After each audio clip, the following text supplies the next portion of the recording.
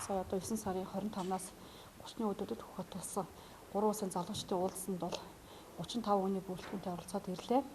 Тэгэхээр Өвөр Монголын залуучдын холбоотой тэр тусмаа бүх хэдийн залуучдын холбоотой Монголын залуучдын холбоо бол их үнэртний хамтаа ажиллагааны түүхтэй. Одоо 2000 оноос эхэлж аль аль талтай нэлээд өндөр хэмжээний албан уулзалтуудыг зохион байгуулж байсан, төлөөлөгч солилцож байсан.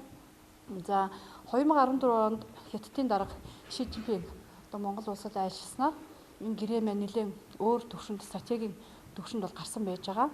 Жил бүр Хятадын талаас 50 төлөөлөгчд, Монголын талаас жил бүр 100 залуу бол Хятад ондоо танилцах, айлчлах, хамтаа ажиллагаа үргэлжлүүлэх боломж.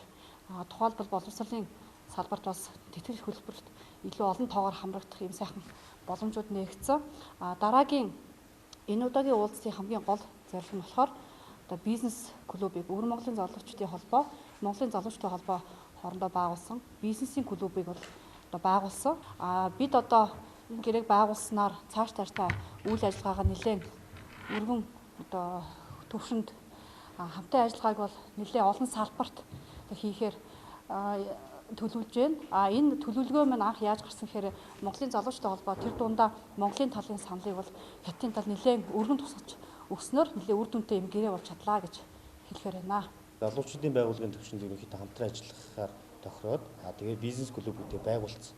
Одоо тэгэхээр бизнес эрхлэгчид болон залуучууд маань энэ клубуд гишүүнээр хийх хэрэгтэй.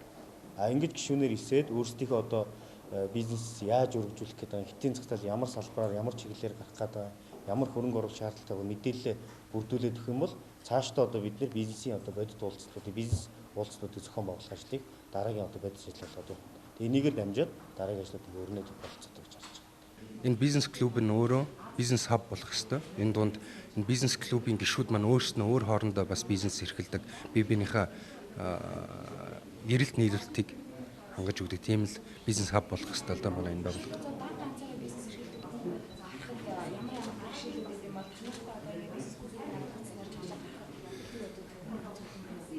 Манай бизнес клуб байгуулсаар ерөөсөө бизнес эрхлэхэд маш чухал юм бол нэтворкинг буюу supply chain гэж ойлголт байдаг. Ерөөсөө бүтээгдэхүүнээ хаана үйлдвэрлэх үү, хаашаа гаргах үү, хэн төрөх үү гэдэг supply chain-ийн энэ бизнес клуб маань өөрөө нэтворкээр шийдээд өгөх боломжтой юм аа.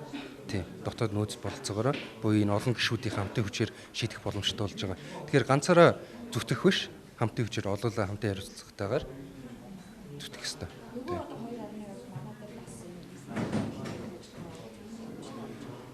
Тийм бас эсвэргээрээ бас нөгөө хоёр орны маань хөршүүдийн одоо бизнесүүд бас Монголд үйл ажиллагаа явуулж ирсэн, Монгол бүтээгдэхүүнөө борлуулах гарцсан бол бий болж байгаа. Тийм.